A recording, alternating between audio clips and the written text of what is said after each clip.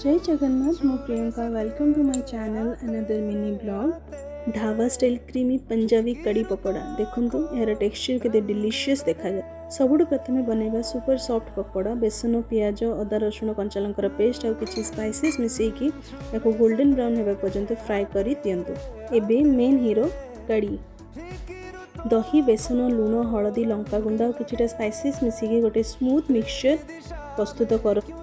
कढ़ई रे मेथी सोरिष पियाज करी लिप्स पकई गोटे अरोमेटिक तड़का लगा से बैटरटा पकईकी कढ़ईर फ्लेम को स्लो करके भल से फुटवा दिंतु। लास्ट रे फ्राइड पकोड़ा को ऐड करंतु ऊपर दिंतु गोटे सोरिष एंड रेड चिल्ली तड़का।